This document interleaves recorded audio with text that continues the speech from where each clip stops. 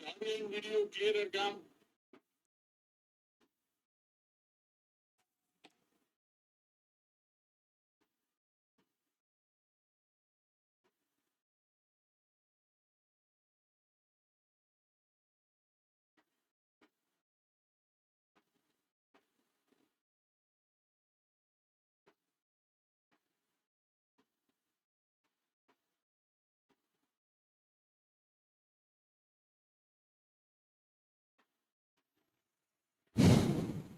Unclear அன்இக்வேவிக்கலுக்கு message போடுறீங்களா? Unclear. Okay, good morning. So இந்த month பார்த்தீங்கன்னா ஒகேப் மந்த்து தான். ஆனால் ஒகேபு நிறையா படிக்கலை, எக்ஸ்பெக்ட் பண்ண அளவுக்கு நிறையா படிக்கலை. பட் ஓகே, நான் என்ன யோசிக்கிறேன் அப்படின்னா, ரீடிங்கை வச்சு ஒகேப் கொண்டு போகலாம் அப்படிங்கிற ஒரு மைண்ட் செட் இருக்குது. ஸோ அதை ட்ரை பண்ணிகிட்டு இருக்கிறேன். சரியா?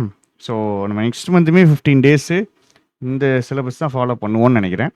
பட் நம்ம கிரிட்டிக்கல் ரீசனிங் ஆக்சுவலாக ஸ்டார்ட் பண்ணணும். கிரிட்டிக்கல் ரீசனிங் சீக்கிரமே ஸ்டார்ட் பண்ணணும். ஸோ அதுக்கான பிளான்ஸும் போயிட்டுருக்கு.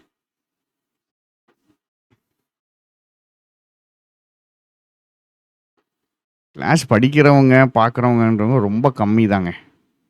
இதுதான் உண்மை, இதெல்லாம் இயல்பு. சரி, எடிட்டோரியல் இன்றைக்கி முடிச்சுட்டு போவோம். எடிட்டோரியலில் ஒரு ஹேபிட் ஆக்கணும். ஸோ அதை முடிச்சுட்டு போவோம். எவ்வளோ முடிக்க முடியும்னு பார்ப்போம். லஸ்டர் ஒரு பிளஸ்டர். லஸ்டர் ஒரு பிளஸ்டர். லஸ்டர் அப்படின்னா அந்த லஸ்ட் அப்படிங்கிற அந்த வார்த்தை கூட தான். லஸ்டர் அப்படின்னா அட்ராக்டிவ்னு அர்த்தம். சரியா? லஸ்டர் அப்படின்னா ஷைன்னு அர்த்தம். ஷைன், ஷீனுன்பாங்க. ஷீன் அப்படின்னாலும் ஷைனிங்காக இருக்கிற சர்ஃபேஸு. லஸ்டர் அப்படின்னாலும் ஷைனிங்காக இருக்கிறது. சரியா? பிளஸ்டர், பிளஸ்டர்னா என்னது? பிளிஸ்டர் இல்லை, இது பிளஸ்டர். பிளஸ்டர், பிளஸ்டர்னா என்னவா இருக்கும்? பிளஸ்டர்னா என்னவா இருக்கும்னு நினைக்கிறீங்க?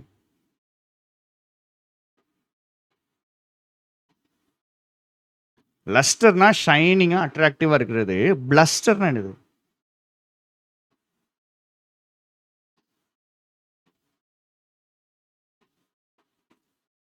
லஸ்டர்னா ஷைனிங்காக இருக்குது. பிளஸ்டர்னா என்னதுன்னா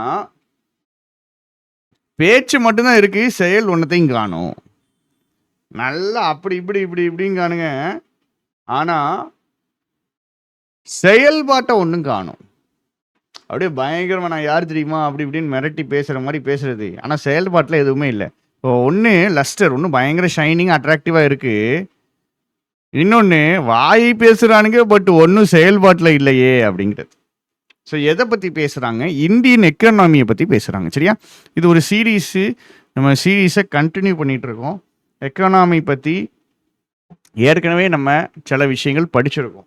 அது ஞாபகம் இருக்கா அப்படின்னு பார்ப்போம். ஸோ இதில் எக்கனாமியுடைய ஸ்லோ டவுன் பேச போகிறோம். எக்கனாமி வந்துட்டு பயங்கரமாக ஷைன் ஆகுதா, ஷைன் ஆகுமா, இல்லைன்னா பயங்கரமாக ஏதோ அப்படி இப்படின்னு பேசிட்டு செயல்பாட்டில் எதுவும் இல்லாமல் போயிடுமா அப்படிங்கிறது தான் கேள்வி. ஸோ இந்தியன் எக்கனாமி பற்றி ஏற்கனவே என்ன பார்த்துருக்கோம்? 8 கோர் இண்டஸ்ட்ரீஸ் ஒன்று பார்த்தோமாமா. 8 கோர் இண்டஸ்ட்ரீஸ். அந்த 8 கோர் இண்டஸ்ட்ரீஸ் பற்றி என்ன படித்தோம், என்ன பார்த்தோம்? 8 கோர் இண்டஸ்ட்ரீஸ்.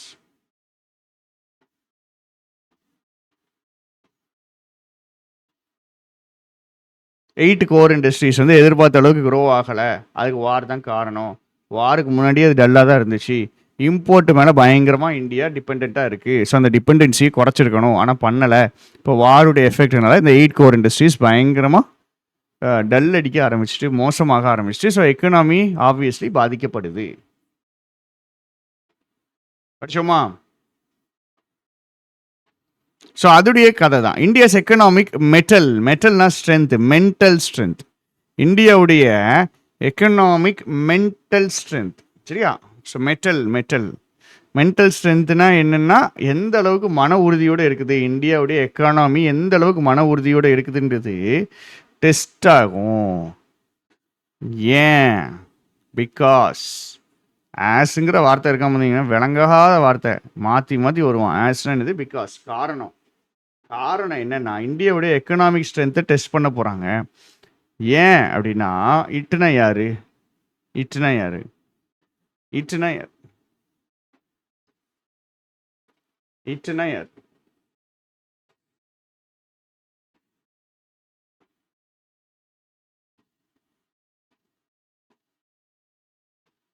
இட்னா யாருடா?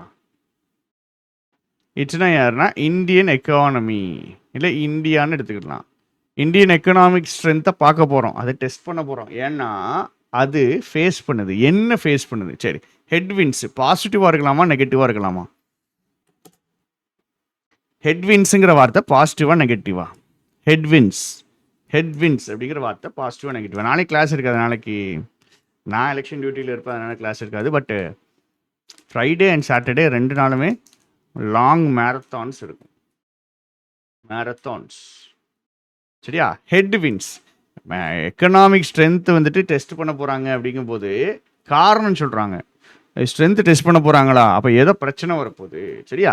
ஸோ ஹெட்வின்ஸ் அப்படிங்கிற வார்த்தை நெகட்டிவ் மீனிங். இது சென்டென்ஸ் இருந்தே நம்ம எடுத்துக்கிடலாம். பட் ஹெட்வின்ஸ்னால் என்னதுங்கிறத புரிச்சுக்கிடுங்க, சரியா? ஒரு போட்டு இந்த டைரக்ஷனில் போயிட்டுருக்கு. எது ஹெட்டு? எது ஹெட்டு? ஃப்ரண்ட்டில் இருக்கிறது தான் ஹெட்டு. இதுதான் ஹெட்டு, இது டெய்ல்.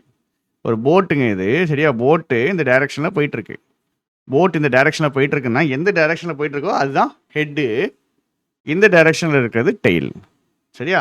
ஸோ ஹெட் விண்ட் அப்படின்னா என்னதுன்னா, அங்கே பாருங்க, இப்படி காத்தடிக்கிறது, ஹெட்டை நோக்கி காத்தடிக்கிறது. எதை நோக்கி? ஹெட்டு நோக்கி காத்தடிக்கிறது தான் ஹெட் விண்ட்ஸ். Head winds. இப்போ ஹெட் விண்ட்ஸு அடிக்குது, நான் இந்த டைரக்ஷனில் போகணும், எனக்கு இது நல்லதா கெட்டதா? Head winds.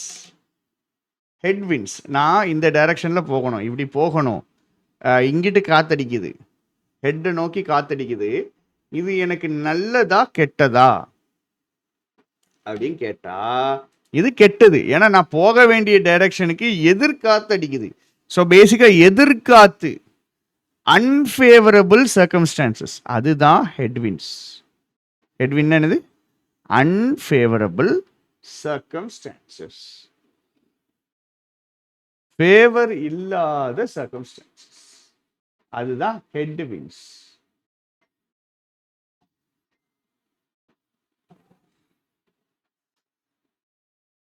அப்போ டெய்ல் விண்டு, டெய்ல் விண்ட் அது அடுத்தது. டெய்ல் விண்டு, டெய்ல் விண்டுன்னு என்னது?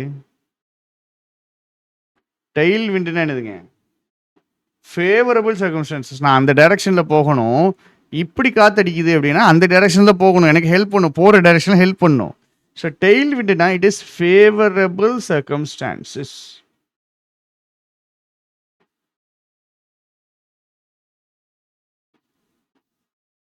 நல்லது, ஃபேவரபிள் சர்க்கம்ஸ்டான்சஸ்.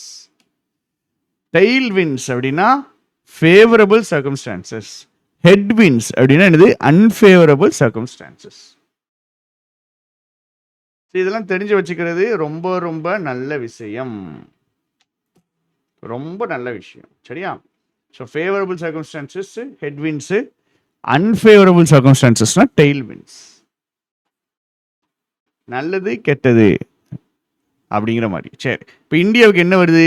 ஹெட்விண்ட் வருது, எதிர்காத்து அடிக்குது, எதிர்காத்து அடிக்குது. சரி, என்ன எதிர்காத்துலாம் அடிக்குதுன்னு பார்ப்போமா? சரி, டேட்டா ஆர். ஏன் டேட்டாக்கு ஆர்? டேட்டம் சிங்குலர், டேட்டா வந்து ப்ளூரல். டேட்டா வந்துட்டு இப்போ ஆரம்பிக்குது, டேட்டா இப்போ ஆரம்பிக்குது. எதுக்கு ஆரம்பிக்குது? சேர ஆரம்பிக்குது, குவியிறது, அக்யூமுலேட், அக்யூமுலேட், ஒன்று சேர ஆரம்பிக்குது. டேட்டா ஒன்று சேர ஆரம்பிக்குது. டேட்டா தான் ரிவீல் பண்ணுது. V1ANGS கனெக்டட், இதுக்கான கிளாஸ் சீக்கிரமே வந்துடும். டேட்டா தான் காட்டுது, டேட்டா தான் என்ன பண்ணுது? காட்டுது, ஷோ பண்ணுது. டேட்டா தான் காட்டுது. எதை காட்டுது? ஸ்லோ டவுனை காட்டுது. Showing what? The slow down. Slow ஆயிடுச்சு. என்ன ஸ்லோ ஆயிடுச்சு? இந்தியன் எக்கனாமி ஸ்லோ ஆயிடுச்சு. என்ன ஸ்லோ ஆயிடுச்சு? இந்தியன் எக்கனாமி ஸ்லோ ஆயிடுச்சு. இப்போ டேட்டா வந்துட்டு காட்டுது, டேட்டா வந்துட்டு ஆரம்பிக்குது. டேட்டா வந்துட்டு காட்டுதுங்கிறத விட டேட்டா வந்துட்டு காட்ட ஆரம்பிக்குது, சரியா? டேட்டா வந்துட்டு இப்போ கேதர் ஆகுது, கேதர் ஆகிக்கிட்டே இருக்குது, கேதர் ஆகிக்கிட்டே இருக்குது, கேதர் ஆகிட்டே. டேட்டா வந்துட்டு கொஞ்சம் இல்லை, டேட்டா நிறையா நம்மள்ட்ட இப்போ இருக்குது. அதான் கேதர் ஆகுது, குமியுது, டேட்டா குமியுது. டேட்டா என்ன காட்டுது? எக்கனாமி ஸ்லோ டவுன் ஆயிடுச்சு, சரியா? எக்கனாமி ஸ்லோ டவுன் ஆயிடுச்சு. நெக்ஸ்ட் brought on, இது ஃப்ரேசல் verb. brought onனா started, சரியா? கொண்டு வரப்பட்டது. ஸ்டார்டட் வேணா கொண்டு வரப்பட்டது. சரியா? பார்ட் ஆஃப் ஸ்பீச் என்னது? இது உங்களுக்கு என்ன காமிக்குது? கரெக்டாக சொல்லுங்க, இது என்ன காமிக்குது? இது என்ன காமிக்குது? இந்த வார்த்தை என்ன காமிக்குது? இந்த வார்த்தை என்ன காமிக்குது? இப்போ தான் படிச்சிருக்கோம். இதை இது நல்ல தெளிவாக இருக்கணும்.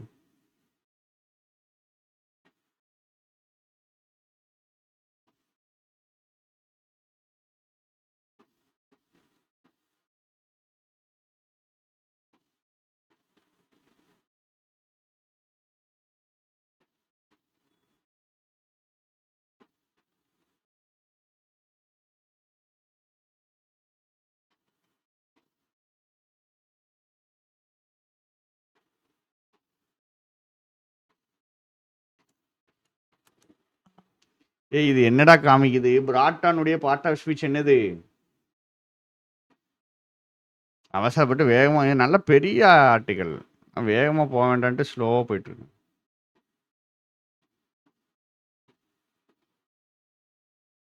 மூணு பேராகிராஃப் இருக்கு.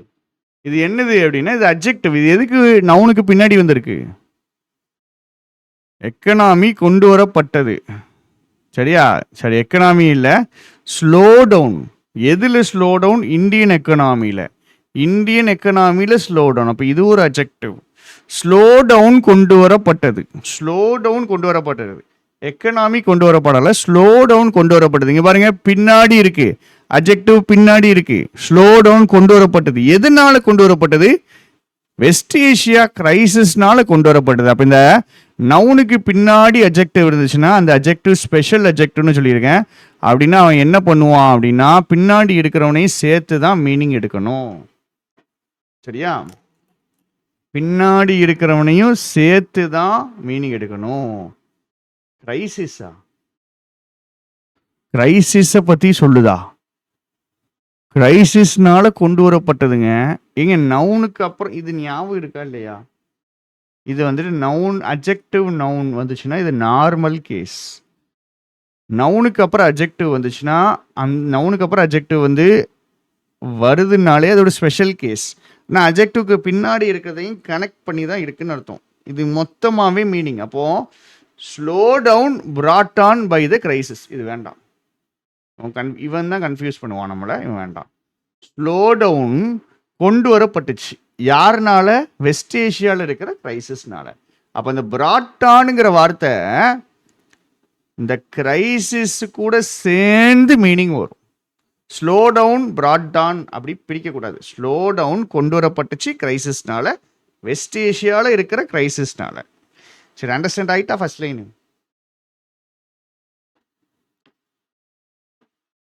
வெஸ்ட் ஏஷியாவில் இருக்கிற கிரைசிஸ்னால கொண்டு வரப்பட்ட ஸ்லோ டவுனை இது காட்டுது. வெஸ்ட் ஏஷியாங்கும் போது என்னது? வெஸ்ட் ஏஷியா எதுங்க?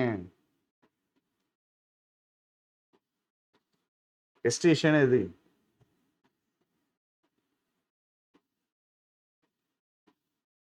இப்போ போர் நடந்துட்டு இருக்கிற இடம். சரியா? ஈரான் அந்த சைடு. மிடில் ஈஸ்ட்னா தான் இஸ்ரேல். இது வெஸ்ட், இது west Asia.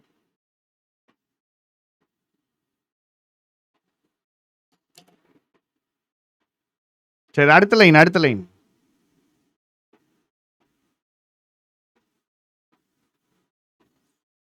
West ஏஷியானா ஈரானுங்க.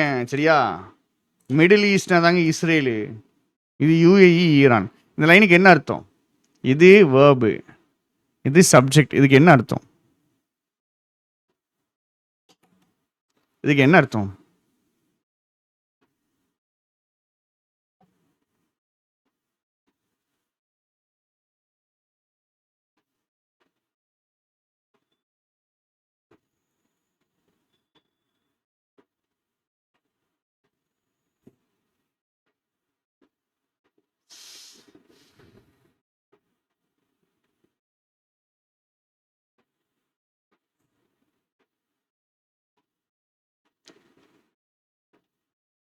Eight core industries உடைய டேட்டாவா? சரி, லேட்டஸ்ட் டேட்டா. கரெக்ட். என்ன அர்த்தம் இதுக்கு? என்ன அர்த்தம்? நிறைய டேட்டா நம்மள்ட்ட இப்போ சேர்ந்துட்டு இருக்கு. அதில் வந்து ரீசெண்ட் டேட்டா, நிறைய டேட்டா சேர்ந்துட்டு இருக்குது. நம்ம ஸ்லோ டவுன் வந்துட்டு ஈரானில் நடக்கிற போர்னால தான் நம்ம நாட்டுடைய எக்கனாமி ஸ்லோ டவுன் ஆகுது அப்படிங்கிறதுக்கான டேட்டா இப்போ நம்ம கிட்ட சேர்ந்துக்கிட்டே இருக்கு. சரியா? அப்போ நம்ம எக்கனாமி ஸ்லோ டவுன் ஆயிடுச்சுங்கிற டேட்டா சேர்ந்துக்கிட்டே இருக்குது, ஆட் ஆகிக்கிட்டே இருக்குது. அதில் வந்த ரீசெண்டான டேட்டா தான் என்னதுன்னா 8 கோர் இண்டஸ்ட்ரீஸ் உடைய இண்டெக்ஸ் டேட்டா. சரியா? அப்போ latest data index of 8 core industries உடைய டேட்டா இதுவும் என்னதான் காட்டுது? ஸ்லோ டவுனு தான் காட்டுது. அப்போ ஸ்லோ டவுனுக்கு நம்மள்ட்ட நிறைய டேட்டா கேதர் ஆகிட்டு இருக்குது. அதில் வந்த ரீசெண்ட் டேட்டா இந்த 8 கோர் இண்டஸ்ட்ரீஸ் உடைய டேட்டா. என்ன டேட்டா உங்களுக்கு வந்துச்சு? இப்போ இதுலேயே உங்களுக்கு தெரியணும், இது நெகட்டிவாக தான் வரப்போகுது. ஏன்னா லேட்டஸ்ட் டேட்டா எதை தான் காமிக்கும்? ஸ்லோ டவுனை தான் காமிக்கும். இருக்கிற எல்லா டேட்டாவுமே இப்போ கேதர் ஆகி ஸ்லோ டவுனை தான் காட்டுது. ரீசெண்ட் டேட்டா இந்த டேட்டா, இப்போ ரீசெண்ட் டேட்டாவும் ஸ்லோ டவுனை தான் காட்டும். ரீசெண்ட் டேட்டா ஸ்லோ டவுனை தான் காட்டும் அப்படின்னா நெகட்டிவாக தான் வரும். Data for March, the first month since the war broke out. இந்த டேட்டா எதுக்குரிய டேட்டா? இப்போ மார்ச்சுக்குரிய டேட்டா தான் இருக்கு. மார்ச்சுக்குரிய டேட்டா, மார்ச் இதுடைய பார்ட் ஆஃப் ஸ்பீச்.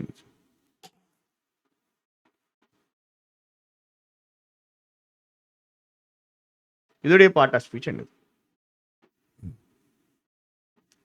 எல்லாருக்குமே உங்களுக்கு என்னன்னா, ஸ்டூடெண்ட்ஸை பேச பேச எனக்கு நிறைய விஷயங்கள் தெளிவாக கொஞ்சம் தெரியுது.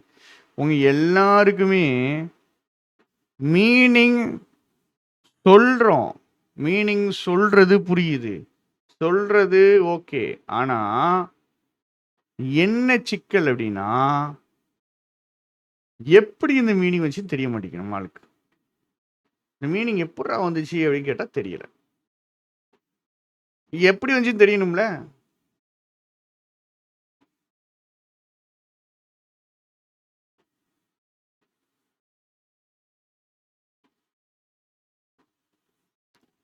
டேட்டா ஃபார் மார்ச், இது வந்து மார்ச்சை பற்றி பேசுது. அடிச்சிடுவோம், அட்ஜெக்டிவ் எல்லாத்தையுமே ஃபர்ஸ்ட் மீனிங் புரிஞ்சக்கூடாது. சரியா? இந்த டேட்டா ஃபார் மார்ச் டேட்டா காமிக்குது, தட் நார்மல் கன்ஜங்ஷன். அப்போ இது புரியணும். மார்ச்சுக்கான டேட்டா காட்டுது, என்ன காட்டுதுன்னா, இந்த 8 முக்கியமான இண்டஸ்ட்ரியல் செக்டார்ஸ் ஒன்றா சேர்ந்து குறைஞ்சிது. ஸோ அட்வர்ப் இது ஒன்றா சேர்ந்து குறைஞ்சிது. எத்தனை? 0.4% குறைஞ்சிது. அவங்களுடைய லெவல்ல இருந்து 0.4% குறைஞ்சிது. எப்போ? In March last year. இதுக்கு என்ன அர்த்தம்? போன வருஷம் மார்ச்ல அவங்க லெவல் எவ்வளோ இருந்துச்சோ அதுல இருந்து 0.4% குறைஞ்சிருச்சு. போன வருஷம் அவங்க லெவல் வந்துட்டு 7.2ன்னு வச்சுக்கிடுவோம். 7 பாயிண்ட். இங்கே பாருங்க, ஓவர் தேர் லெவல்னா அவங்க லெவலுக்கு மேலே இல்லை, அவங்க லெவல் கூட கம்பேர் பண்ணும்போது மார்ச்சில் போன வருஷம் மார்ச் 25ல் அவங்க லெவல் 7.2னா மார்ச் 26ல் அவங்க லெவல் எவ்வளோ? இயர் ஆன் இயர் கம்பேரிசன் அதே தான்.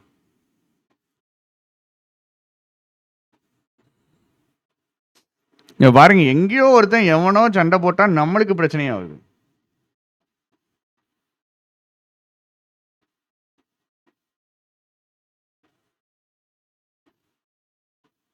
இப்போ 6.8 சரியா? 0.4% குறைஞ்சிருக்கு. இப்போது நடுவில் ஒரு சென்டென்ஸை விட்டுட்டோம். இப்போ அதுக்கு மீனிங் புரிஞ்சுக்க போகிறோம். த டேட்டா ஃபார் மார்ச்சுக்கான டேட்டா. மார்ச் மாதம் தான் என்னதுன்னா, போர் ஆரம்பித்து மாதம் எந்த மாதம்னா மார்ச் 26. போர் ஆரம்பித்து ஒரு மாதத்துலேயே என்ன தெரியுது அப்படின்னா, 8 முக்கியமான இண்டஸ்ட்ரியல் செக்டார்ஸ், இந்தியாவுக்கு இருக்கிற 8 செக்டாரு சுருங்கிடுச்சு. போன வருஷத்தை கம்பேர் பண்ணும்போது இந்த வருஷம் என்ன ஆயிடுச்சு? சுருங்கிடுச்சு. Next line. இது வேர்ஸ்ட் பர்ஃபார்மன்ஸ் இன் 19 months. 1.5 வருஷத்துல இதுதான் இருக்கிறதுலே மோசமான பர்ஃபார்மன்ஸ். ஆனால் திஸ் தான் சப்ஜெக்ட். இதுக்கு என்ன அர்த்தம்? இதுக்கு என்ன அர்த்தம்?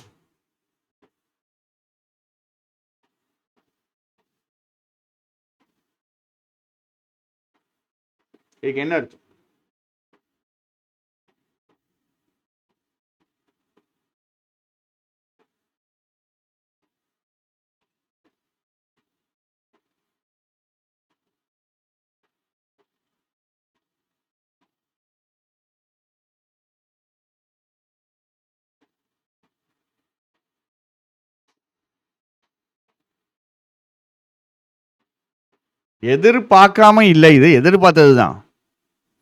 போர் நடக்குன்னு தெரிஞ்சுட்டு, ஆஹா போர் நடக்குது, நம்ம அவனை நம்பி தான் இருக்கோம்னு நம்மளுக்கு தெரியும். அப்போ இது சுருங்குன்றது நம்மளுக்கு தெரியும். அப்போ இந்த சுருக்குறது, இந்த கான்ட்ராக்ஷன், இந்த சுருங்குறது வந்துட்டு எதிர்பார்த்தது தான். எதிர்பார்த்தது தான். இதை எக்ஸ்பிளைன் பண்ணுறாரு பாருங்க. எதிர்பார்த்தது தான். எப்படிங்க எதிர்பார்த்தீங்க அப்படின்னா, அதான் சொல்கிறாரு. இங்கே பாருங்கள், ஃபர்ஸ்ட் லைன்லேருந்து உங்களுக்கு புரியணும். முதல்ல இருந்து பாருங்கள். ஸ்லோ ஆகுது.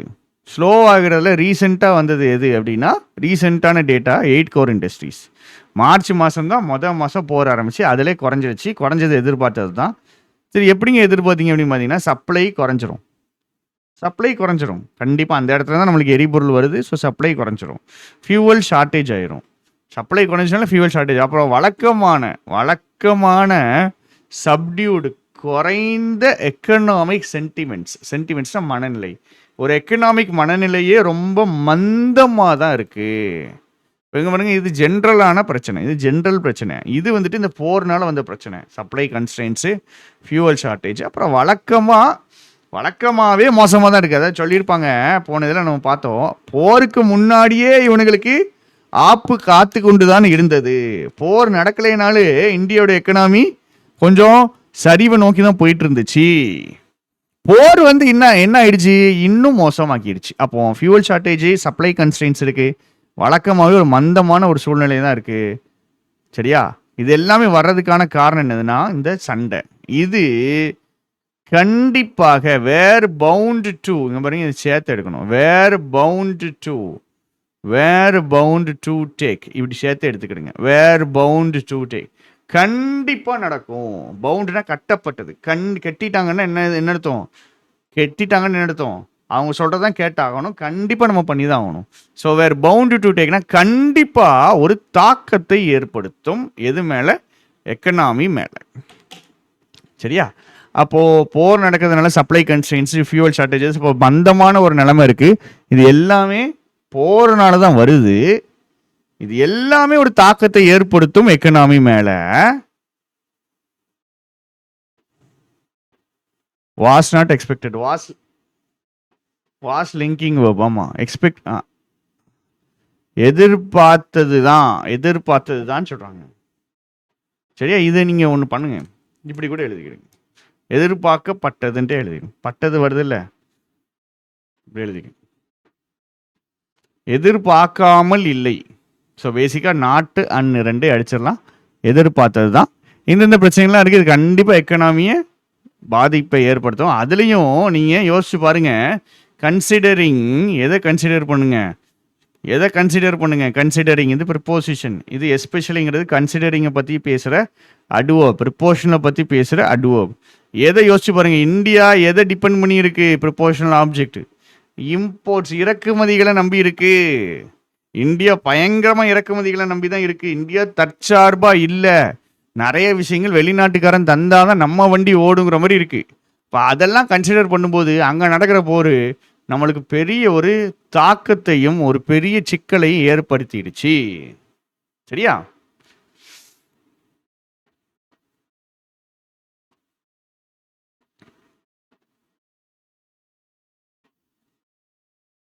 பஃபர் ஆகுதா? வாய்ப்பு இல்லையே அதுக்கு பஃபராக.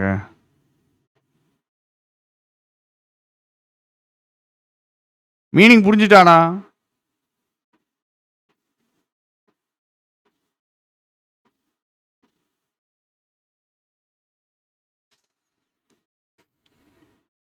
பிரைவேட் செக்டர் மேனுஃபேக்சரிங், பிஎம்ஐனா பர்ச்சேஸ் மேனுஃபேக்சரர்ஸ் இண்டெக்ஸ்ன்னு வாங்க. சரியா? இது ஒரு இண்டெக்ஸ். இது என்ன காமிக்கும் அப்படின்னா, மேனுஃபேக்சரிங் செக்டாருடைய ஹெல்த்தை காமிக்கும். பிஎம்ஐங்கிறது என்னதுன்னா, மேனுஃபேக்சரிங் செக்டார், சர்வீஸ் செக்டாரை காமிக்கும். So manufacturing sector, service sector எப்படி இருக்குது அப்படின்னு செக் பண்ணணும்னா அந்த பிஎம்ஐ செக் பண்ணணும். 50க்கு மேலே இருந்தால் க்ரோத்னு அர்த்தம், 50 கீழே இருந்தால் கான்ட்ராக்ஷன் அர்த்தம். ஸோ இந்த ப்ரைவேட் செக்டர் மேனுஃபேக்சரிங் என்ன காமிக்குது? இதுவும் என்ன காட்டுதுன்னா ஒரு ஸ்லோ டவுன் தான். இதுவும் என்ன ஆகுது? ஸ்லோ டவுன் தான். என்ன காரணம் சொல்கிறாங்க? என்னத்தை காட்டுறாங்க? ஸோ மேனுஃபேக்சரிங் செக்டாரும் சர்வீஸ் செக்டார் அவனுக்கு ஏதாவது காப்பாற்றுவானுங்கன்னு பார்த்தா அவனுங்களும் என்ன ஆகுறானுக்கு? டவுன் ஆகுறானுங்க. ஜென்ரலாக நம்மளுக்கு ஃபியூவல் பிரச்சனைகள் இருக்குது. சரி மேனுஃபேக்சரிங் சர்வீஸ் நல்லா புஷ் ஆகும் மூவ் ஆகும்னு பார்த்தா அவனுங்களும் ஸ்லோவாக தான் ஆகுறானுங்க. என்ன காரணம் சொல்கிறாங்க?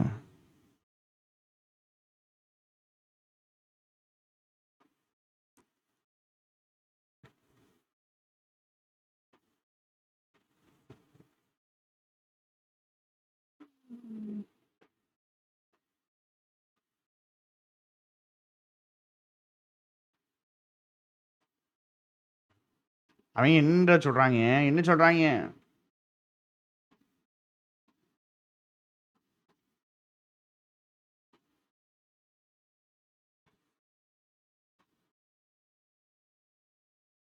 புதுசாக ஆர்டர் வரலைங்க. இங்கே புதுசாக ஆர்டர் வந்துட்டு கம்பேரிட்டிவ்லி கம்மியாக வருதுங்க. கம்பேரிட்டிவ் டிகிரி முன்னாடி இருக்கிறத விட கொஞ்சம் ஆர்டர் கம்மியாக வருதுங்க. ஃப்ரெஷ் ஆர்டர் வந்துட்டு புது ஆர்டர் வந்துட்டு ரொம்ப கம்மியாக வருதுங்கன்னு காணுங்க. இப்போ பாருங்கள், வெளிநாட்டிலேருந்து நம்மளுக்கு ஆர்டர் வர்றதே மேனுஃபேக்சரிங் அண்ட் சர்வீஸ் செக்டாரில் கம்மியாக தான் வந்துட்டுருக்கு. இதுக்கு காரணம் வந்துட்டு ஏஐ தான். சரியா? ஸோ ஏஐ அங்கிட்ட ஒரு விளையாட்டை விளையாண்டுட்டு இருக்குது, இந்த பக்கம் இவனுக்கு ஒரு போர் பிரச்சனையை உண்டாக்கிட்டு இருக்கானுங்க. இப்போது இந்தியாவால் எல்லா பக்கமும் அடித்து நவுத்துறாங்க. இந்தியாவை நவளவே முடியலை. நவளவே முடியாது. இங்கே பாருங்க, இங்கே இந்த 8ங்கிற வார்த்தை திருப்பி இங்கே இந்த 8ங்கிற வார்த்தை இங்கே தப்பு. சரியா? இங்கே நண்டலெஸ்ஸும் தப்பு. நண்டலெஸ்ஸும் தப்பு. இப்போ என்ன ஆகுது? எல்லாமே குறையதான் சொன்னாங்க. 8 கோர் செக்டார் பாருங்க. Core sector data make for இது எப்படிப்பட்ட ஒரு வாசிப்பா இருக்கு? எப்படிப்பட்ட ஒரு வாசிப்பா இருக்குன்னா சோபரிங்னா என்னது? போதையிலிருந்து தெளிய வைக்கக்கூடிய, தெளிவாக்கக்கூடிய, ஒரு சீரியஸ் நேச்சரை உண்டாக்கக்கூடிய ஒரு வாசிப்பா இருக்கு. இப்போ 8 செக்டாருடைய டேட்டாவும் எடுத்தீங்கன்னா நம்ம அப்படியே ஒரு பயம் கொடுத்து ஒரு சீரியஸ் நிலைக்கு நம்மளை கொண்டு போகிற ஒரு டேட்டாவாக இருக்கு. 8 செக்டாரில் பார்த்தீங்கன்னா 4 செக்டார் சுருங்குது. 4 செக்டார் என்ன ஆகுது? சுருங்குது. 1 எந்த மாற்றமும் இல்லை. 5 இன்னொரு 2 என்ன ஆகுது? ஷார்ப்பான வீழ்ச்சிகளில் போகுது. இப்போ 8 கோர் செக்டார்னு பார்த்தீங்கன்னா 4 ஸ்லோவாகுது, கொஞ்சம் குறையுது. 1 அதே மாதிரி இருக்கு. மீதி 2 பயங்கரமாக இறங்கிடுச்சு. மீதி 2 என்ன ஆயிடுச்சு? பயங்கரமாக இறங்கிடுச்சு. ஃபஸ்ட்டு பேராகிராஃப் ஃபுல்லாகவே கொஞ்சம் பயங்குடுத்துகிற மாதிரி தான் பேசியிருக்காங்க. எதையுமே நல்லதாக பேசலை. போர் நடக்கிறதுனால 8 கோர் இண்டஸ்ட்ரியுடைய டேட்டா வந்திருக்கு. பார்த்தோம்னா போன வருஷத்துடைய 0.4 கம்மியாக இருக்குது. எதிர்பார்த்தது தான். இவ்வளோ பிரச்சனைகள் இருக்குது. அதையும் தாண்டி இந்தியா இம்போர்ட்டை டிபெண்ட் பண்ணியிருக்கு. அது ஒரு பெரிய இந்தியாவுடைய மெயின் பிரச்சனையே தற்சார்பு இல்லை, இம்போர்ட்டை டிபெண்ட் பண்ணி இருக்குதுங்கிறது தான். ப்ரைவேட் செக்டார் சரி, மேனுஃபேக்சரிங் சர்வீஸ் செக்டார் நம்மளை காப்பாற்றிடணும் பார்த்தா அவனுங்களும் ஸ்லோவாகிட்டு தான் இருக்கானு. கேட்டால் ஃப்ரெஷ்ஷாக ஆர்டர் இல்லைங்க அப்படிங்கானுங்க. சரின்னு 8 செக்டாரையும் எடுத்து பார்த்தோம்னா 4 பேர் ஸ்லோ, 2 பேர் பயங்கர ஸ்லோ டவுன், ஷார்ப்பான ஸ்லோ டவுன், 4 பேர் கான்ட்ராக்ட், ஒருத்தன் அப்படியே இருக்கு. சரி, நெக்ஸ்ட் லைன். இந்த லைனுக்கு மீனிங் சொல்லுங்க.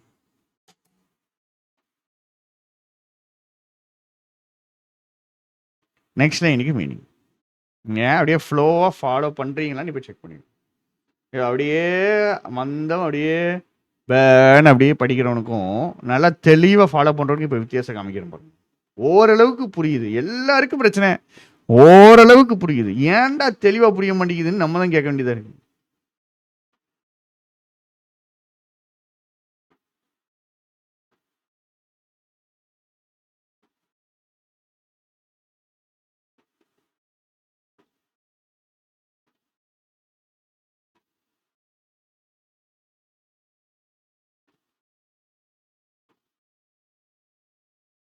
ஆமாம், அங்கே 7 தான் இருக்குது. கரெக்டு தான். அங்கே 7 தான் இருக்குது. அங்கே 7 தான் இருக்குது. ரைட்டு. ஆ 7 முடிச்சுட்டு 8வது ஆள் தான் இவன். இங்கே 4, ஒருத்தன் 2. இவங்க கூட ஓகேங்க. நான் இருக்கிறதுலே கேவலமாக பெர்ஃபார்ம் பண்ண வந்தா இருக்கான் ஃபர்டிலைசர் செக்டார். இவன் தான் 8வது செக்டார். இங்கே 7 பற்றி சொல்லியாச்சு. 4, 2, 1 7 பற்றி பேசியாச்சு. இருக்கிறதுலே மோசமானவன் தான் 8வது செக்டார் ஃபர்டிலைசர் செக்டார். 8 பேரும் கேவலமாக தான் பெர்ஃபார்ம் பண்ணிட்டு இருக்காங்க. ஆனால் அந்த 8 பேரில் 8 பேர்லையுமே கேவலமான ஆள். 8ல் வேர்ஸ்ட் சூப்பர்லேட்டிவ் டிகிரி. அட்ஜெக்டிவ்ஸ் பார்க்கணும். Superlative degree. 8 பேர்லேயே யார் சார் ரொம்ப கேவலமாக பெர்ஃபார்ம் பண்ணுறா அப்படின்னு பார்த்தீங்கன்னா 8 பேரும் கேவலம் தான் சார். அவங்களே ரொம்ப மோசம் யாருன்னா ஃபர்டிலைசர் செக்டார். இங்கே பாருங்க, இங்கே ஃபியூவர் கம்பேரிட்டிவ் டிகிரி. சரி, என்னதான் பிரச்சனை? உரம் அப்படிங்கிற ஒரு முக்கியமான ஒரு விஷயம் இந்தியாவுக்கு. இந்தியா வந்துட்டு அக்ரிகல்ச்சரை நம்பி இருக்கு. அக்ரிகல்ச்சர் எதை நம்பி இருக்கு? மழையை நம்பி இருக்கு. ரெயின்ஃபால், மன்சூன், எல்லா டைமும் மழையும் பெய்யாது. மன்சூன் ஒன்று இருக்கு. இதை வச்சு தான் இந்தியா அக்ரிகல்ச்சர் நம்பி இருக்கு. அக்ரிகல்ச்சரை நம்பி தான் இந்தியாவுடைய எக்கனாமியும் இருக்கு. இப்போ பாருங்க, எல்லாம் கை விட்டுட்டான். அந்த சைடு நேச்சுரல் கேஸ் எதுவுமே கிடைக்க மாட்டேங்குது. மேனுஃபேக்சரிங், சர்வீஸ் செக்டார், இந்த பிஎம்ஐ வச்சு சொல்லிட்டானுங்க, டேய் ஃப்ரெஷ்ஷாக எங்களுக்கு ஆர்டர் இல்லைன்ட்டு. சரின்னு நம்ம இருக்கிற ஒரே நம்பிக்கையான நம்ம யார் நோக்கி திரும்புகிறோம்? அக்ரிகல்ச்சர். இங்கே பாருங்க, இவ்வளோ தான் செக்டாரே மொத்தமே. அக்ரிகல்ச்சர் தான் பிரைமரி செக்டார், இவனுங்க secondary. Manufacturing secondary sector, service செக்டாருங்கிறது டெர்ஷரி செக்டார். அவனுக்கு 2 பேரும் காலி. இவனாவது எதாவது பண்ணுவானான்னு பார்த்தன்னு திரும்பினா ஃபர்டிலைசர் இருக்கிறதுலே ஒஸ்ட் பர்ஃபார்மராக இருக்குது. இதுக்கு காரணம் என்னது?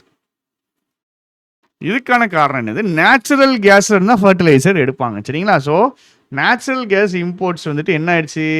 தடைகள் வந்துடுச்சு. அதை கன்சிடர் பண்ணும்போது இது எதிர்பார்த்தது தான். நேச்சுரல் கேஸில் தடைகள் போட்டுட்டாங்க. அப்போ எப்படி ஃபர்டிலைசர் இம்ப்ரூவ் ஆகாது. எதிர்பார்த்தது தான் நாசமாக போகுது. சரி, அடுத்தது ஒயில்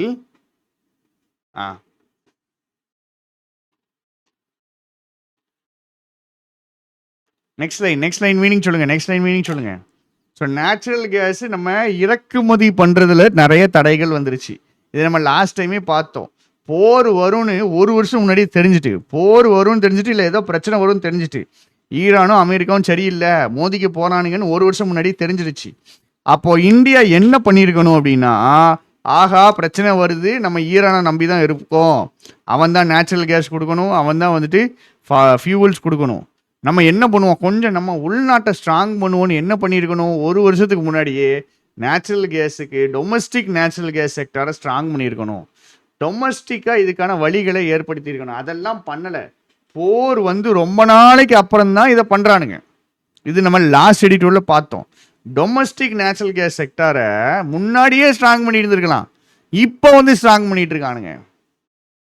எல்லாம் நடந்து முடிஞ்சதுக்கு அப்புறம் வந்துட்டு இப்போ வந்து ஸ்ட்ராங் பண்ணிட்டு இருக்கானுங்க. பாருங்க, டொமஸ்டிக் நேச்சுரல் கேஸ் செக்டார் வளருதா வளரலையா? உள்நாட்டில் இருக்கக்கூடிய நேச்சுரல் கேஸ் செக்டார் வளருதா வளரலையா? லாஸ்ட் எடிட்டோரில் வச்சு கிளியும் கிழிச்சாப்புல இவரு. 1 வருஷம் முன்னாடியே இதை ஆரம்பிக்கணும்டா. அங்கே ஈரானில் போர் வந்து அவன் எல்லாத்தையும் நிப்பாட்டினதுக்கு அப்புறம் இது உட்காந்து ஆரம்பிச்சிங்கன்னா எப்படி? டொமஸ்டிக் நேச்சுரல் கேஸ் செக்டார் வளருதா வளரலையா? Domestic natural gas sector வளரலையா?